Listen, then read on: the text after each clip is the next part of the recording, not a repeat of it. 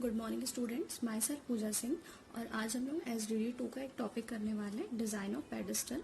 इसके पहले लेक्चर में भी हमने एक और न्यूमेरिकल देखा था डिज़ाइन ऑफ पेडेस्टल का। सेम जो गिवन कंटेंट है उस बेसिस पे हम दूसरा न्यूमेरिकल सॉल्व करने वाले हैं। तो हमको क्वेश्चन में क्या क्या दिया हुआ है, लोड दिया हुआ है, मतलब कि हमको एक्सियल लोड दिया हुआ है 1200 किलो न्यूटन, विड्थ हमको दिया हुआ है 250 mm, हाइट हमको दी हुई है 300 mm, BCS मतलब bearing capacity of soil, bearing capacity of soil हमको दी हुई है 180 किलो न्यूटन पर मीटर स्क्वायर। साथ ही हमको लेंथ दिया हुआ है 580। ठीक है, अब हम इस क्वेश्चन को सॉल्व करते हैं। फर्स्ट स्टेप पे हम आते हैं, स्टेप वन में हमें क्या कैलकुलेट करना होता है, total load. Total load calculate करने के लिए हम कौन सा फॉर्मूला यूज करते हैं, मैंने आप लोग को पहले भी बताया हुआ है कि जो भी हमारा लोड होता है उसको हम 1.1 से क्या करते हैं, मल्टीप्लाई करते हैं। एक्सियल लोड जो हमको दिया हुआ है क्वेश्चन में, दैट इज 1200, इसको हम लोग 1.1 से जब मल्टीप्लाई करेंगे तो हमारा क्या फाइंड आउट हो जाएगा, टोटल लोड फाइंड आउट हो जाएगा। तो 1.1 क्रॉस एक्सियल लोड। ओके, अब यहाँ पे वैल्यूज पुट करनी है। 1.1 इंटू एक्सियल लोड हमको कितना गिवन है कुछ न्यूमेरिकल में, 1200 किलो न्यूटन। जब इस इक्वेशन को हम सॉल्व करेंगे तो हमारा टोटल लोड आ जाएगा 1320 किलो न्यूटन। तो यहाँ से हमें क्या फाइंड आउट हो गया, टोटल लोड हमको फाइंड आउट हो गया। Total load is equals to 1320 kilo newton. Okay, अब हम इसमें स्टेप 2 पे आएंगे। स्टेप 2 में हमको क्या फाइंड आउट करना होता है, area required for pedestal. Okay, अब जब हमको एरिया रिक्वायर्ड होता है उसके लिए हम कौन सा फॉर्मूला यूज करते हैं, मैंने ऑलरेडी आप लोगों को सारे जो फॉर्मूलाज है वो डिजाइन स्टेप्स में बताया हुआ है।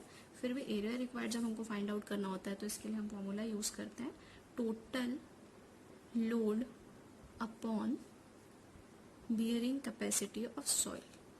ठीक है, अब यहाँ पे हमको बियरिंग कैपेसिटी ऑफ सॉइल कितनी दी हुई थी, बियरिंग कैपेसिटी ऑफ सॉइल हमको कितनी दी हुई थी क्वेश्चन में, 180 किलो न्यूटन पर मीटर स्क्वायर। अब इसको हमें न्यूटन पर मीटर स्क्वायर में क्या करना है, चेंज करना है। अब न्यूटन पर मीटर स्क्वायर में चेंज करने के लिए हम क्या करेंगे, इसको सिंप्लीफाई कर देंगे। 180 इंटू 10⁻³ डिवाइडेड बाई 10⁻⁶। ठीक है, अब इस इक्वेशन को सॉल्व करने से हमारा क्या आ रहा है वैल्यू, 0.180 न्यूटन पर मीटर स्क्वायर, जो हमको क्या करना था, फाइंड आउट करना था। तो बियरिंग कैपेसिटी ऑफ सॉइल को हमने न्यूटन पर मीटर स्क्वायर में कन्वर्ट कर लिया। नेक्स्ट हमारा लोड कितना दिया हुआ हमने फाइंड आउट किया है, 1320 किलो न्यूटन। अब अगेन हमको इसको न्यूटन में चेंज करना है, तो क्या करेंगे, 1320 इंटू 10⁻³ न्यूटन पर मीटर स्क्वायर में हम इसको भी क्या कर लेंगे, चेंज कर लेंगे।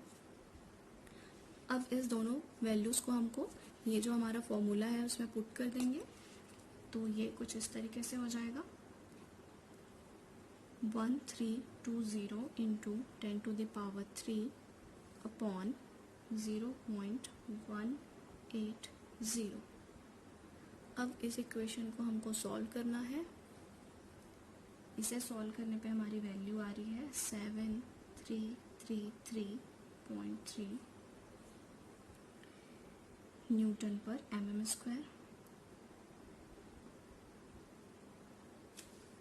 अब इसको हम लोग चेंज करके लिख लेंगे, 7.33 इंटू 10⁻⁶ mm स्क्वायर। ठीक है, इसको हम इस तरीके से कन्वर्ट करके यहाँ पे लिख लेंगे। अब नेक्स्ट हम किस में आएंगे, स्टेप 3 में आएंगे। स्टेप 3 में हमको क्या फाइंड आउट करना रहता है, कंक्रीट की कितना एरिया हमको क्या चाहिए, assume concrete pedestal is square. हमको ये अज्यूम करना होता है कि हमारा पेडेस्टल किस शेप में है। तो स्टेप 3 में आते हैं। स्टेप 3 में हम लोग स्टेप 3 में साइड कैलकुलेट करते हैं कि हमारा जो पेडेस्टल है उसका टोटल साइड कितना है, मतलब एरिया तो हमारे पास आ गया है। अब हम लोग को ये पता करना है कि हमारा एक साइड किस डायमेंशन का है। तो स्टेप 3 में आते हैं और स्टेप 3 में हम क्या करें, सबसे पहले अज्यूमिंग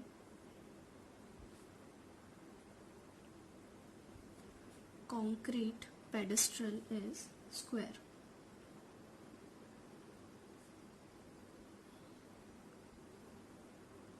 ठीक है, हमने क्या किया है, कंक्रीट पेडेस्टल को स्क्वायर अज्यूम कर लिया। अब अगर स्क्वायर है तो मतलब उसकी विड्थ और डेप्थ दोनों क्या होगी, सेम हो जाएगी, जस्ट बिकॉज ये क्या है, स्क्वायर शेप में है ना। तो हमारा एरिया कितना निकला है, अगर हमको एरिया किसी चीज़ का फाइंड आउट करना है तो एरिया, स्क्वायर का एरिया क्या होता है, ए स्क्वायर होता है। ठीक है, अब यहाँ पे हमको ए पता है, ए की वैल्यू हमको पता है ना। हमको क्या निकालना है, टोटल एरिया निकालना है ना। सॉरी, एरिया हमको पता है, हमको ए की वैल्यू निकालनी है। तो ए फाइंड आउट करने के लिए क्या करेंगे, अंडर रूट एरिया कर देंगे। ठीक है, हमको कुछ नहीं करना है, इस फॉर्मूले को सिर्फ सिंप्लीफाई करना है। हमको यहाँ पे एरिया पता है, टोटल एरिया, हमको क्या निकालना है, उसके साइड्स निकालनी है कि ये इस एक पर्टिकुलर डायमेंशन कितना फाइंड आउट मतलब कितना होगा। तो ए इज इक्वल्स टू, अब अंडर रूट एरिया कर देंगे। एरिया हमारा कितना फाइंड आउट किया था हमने, 7.33 into 10 to the power 6। Okay, यहाँ पे क्या किया हमने, अगर हमको स्क्वायर का एरिया निकालना है तो हम कैसे निकालेंगे, उसके जो साइड्स हैं उसका स्क्वायर कर देते हैं। ठीक है, ए का स्क्वायर कर दिया हमने, इसके साइड्स को किससे रिप्रेजेंट किया हुआ है, स्मॉल ए से रिप्रेजेंट किया हुआ है। तो अब हमारे पास टोटल एरिया है लेकिन हमको वन साइड निकालना है, तो क्या करेंगे, ए इज इक्वल्स टू क्या हो जाएगा, इस फॉर्मूले को हमने सिंप्लीफाई कर दिया, अंडर रूट एरिया हो गया। एरिया हमने ऑलरेडी पहले फाइंड आउट कर लिया है ना। तो A is equals to within under root 7.33 into 10 to the power 6। अब क्या करेंगे, इसको इक्वेशन को सॉल्व करने से हमारी वैल्यू आ रही है 2707.95, जिसको हम लोग 2710 mm ले सकते हैं। तो हमारा एरिया कितना कैलकुलेट हो गया यहाँ से, 2710। ठीक है, अब हम आगे बढ़ते हैं, नेक्स्ट स्टेप पे आते हैं। Next step number 4,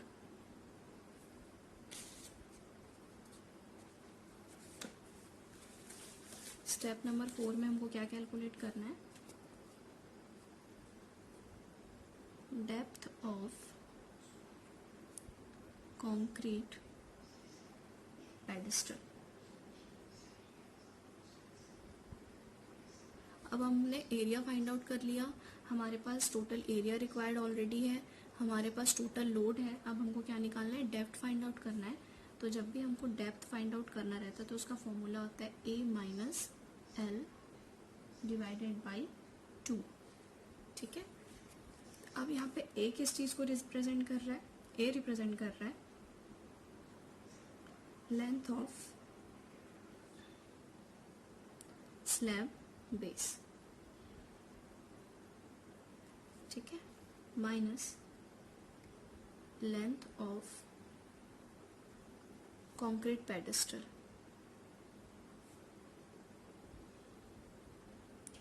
divided by 2। ठीक है, मतलब 1, या इसको लेंथ, या फिर हम इसको क्या लिख सकते हैं, साइड भी लिख सकते हैं, वन साइड। ए स्क्वायर है तो ए की वैल्यू। ठीक है, अब यहाँ पे हम a minus L divided by 2 में क्या करेंगे, वैल्यू फॉर्मूले में वैल्यूज पुट कर देंगे।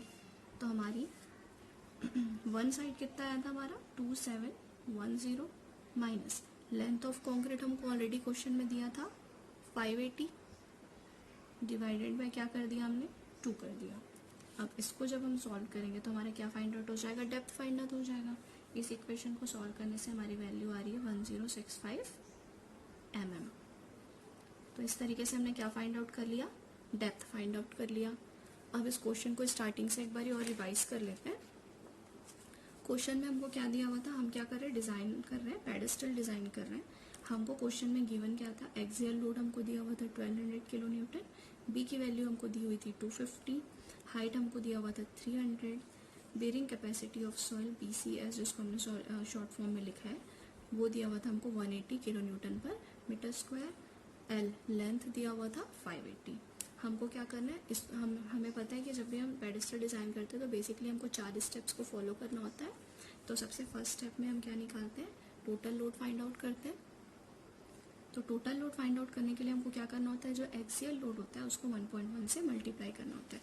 अब ये एक्सियल क्या लोड होता है, एक्सियल लोड क्या होता है एक्चुअली, जैसे कि ये हमारा कोई वर्टिकल मेंबर है ना, इस वर्टिकल मेंबर के सेंटर पे जो लोड अप्लाइड होता है इसे ही हम क्या बोलते हैं, एक्सियल लोड बोलते हैं। ठीक है, तो हमने क्या किया, एक्सियल लोड इंटू 1.1 किया, तो हमारा क्या आ गया, टोटल लोड आ गया 1320 किलो न्यूटन। अब हम नेक्स्ट आते हैं स्टेप नंबर 2 पे। स्टेप नंबर 2 पे हमको क्या फाइंड आउट करना था, एरिया रिक्वायर्ड निकालना था। तो रिक्वायर्ड एरिया निकालने का फॉर्मूला क्या होता है, टोटल लोड अपॉन BCS, मतलब बियरिंग कैपेसिटी ऑफ सॉइल। अब बियरिंग कैपेसिटी ऑफ सॉइल की वैल्यू हमको किस में दी हुई थी, 180 किलो न्यूटन पर मीटर स्क्वायर में। इसको हमको न्यूटन पर मीटर स्क्वायर में कन्वर्ट करना था, तो ये कन्वर्जन हमने लगाया। साथ ही टोटल लोड हमारा 1320 किलो न्यूटन में था, उसको हमने भी न्यूटन पर मीटर mm स्क्वायर में कन्वर्ट किया। देन इस वैल्यूज को हमने इस फॉर्मूले में पुट किया, total load upon bearing capacity of soil में। तो फिर हमारा एरिया रिक्वायर्ड आ गया 7.33 इंटू 10⁶ mm स्क्वायर। ठीक है, हमने इससे टोटल लोड फाइंड आउट कर लिया और एरिया रिक्वायर्ड फाइंड आउट कर लिया, मतलब टोटल कितना एरिया रिक्वायर्ड होगा उस पेडेस्टल को डिजाइन करने के लिए। अब थर्ड स्टेप पे हम आते हैं। थर्ड स्टेप में हमने क्या किया, हमने अज्यूम किया कि जो हमारा कॉन्क्रीट या पेडेस्टल है वो क्या है, स्क्वायर है।